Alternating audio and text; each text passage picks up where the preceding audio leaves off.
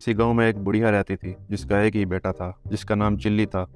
वह बहुत कामचोर, बेवकूफ़, सुस्त और काहिल था।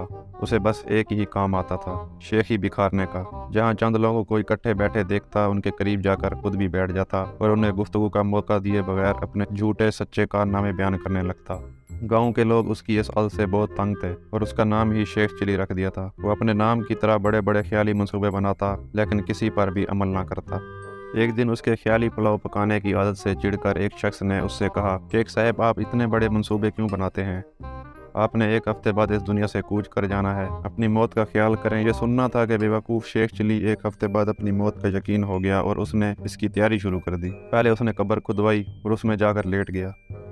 चंद दिन गुजर गए, कुछ ना हुआ। 7वें रोज शेख चिली ने सोचा कि ये शख्स के बताए हुए एक हफ्ते का आखिरी दिन है, शायद अब मौत का फरिश्ता आने ही वाला होगा।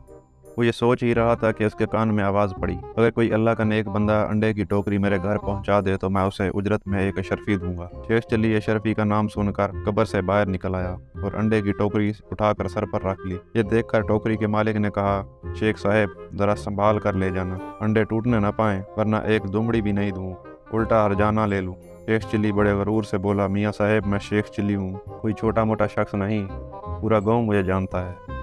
ये कहकर वो अंडे की टोकरी लेकर चल पड़ा। ख्याली पुलाव पकाने की आदत तो थी ही, सर पर अंडों की टोकरी रखकर रास्ता चलते हुए उसकी ज़हनी रूह बहक गई और लगा ख्याली पुलाव पकाने। अंडे पहुंचाने की मजदूरी मुझे एक अशरफी मिलेगी, बड़ी रकम है, इससे मैं मुर्गी खरीदूंगा, वो अंडे देगी, अंडे बेचकर बकरी लूंगा, वो बच्चे देगी, बकरी के बच्चे बेचकर गाय लूंगा, गाय दूध देगी, मेरे बच्चे मुझसे दूध मांगेंगे तो मैं उनसे कहूंगा, ये लो दूध। इतना कहते हुए उसने टोकरा पकड़े दोनों हाथ हटा लिए, जिसकी वजह से वो ज़मीन पर गिर पड़ा और सारे अंडे टूट गए। अंडे के मालिक ने जब यह मंजर देखा तो वो आओ बका करते हुए बोला, हाय मेरे अंडे। दूसरी तरफ शेख चिली भी रोते हुए दुहाई दे रहा था, हाय मेरे बच्चे। दोनों की आवाज़ारी सुनकर लोग जमा हो गए और शेख चिली की बात सुनकर से बावर कराया कि तुम्हारी तो शादी भी नहीं हुई, बच्चे कहाँ से आ गए जो तुम रो रहे हो? हाँ, अंडों के मालिक का तुमने जो नुकसान किया है इसका हर्जाना तुम्हें देना पड़ेगा। बात शेख चिली की माँ तक पहुंची तो उसने वहां आकर हर्जाने की रकम अदा करके शेख चिली की गुलो खुलासी कराई।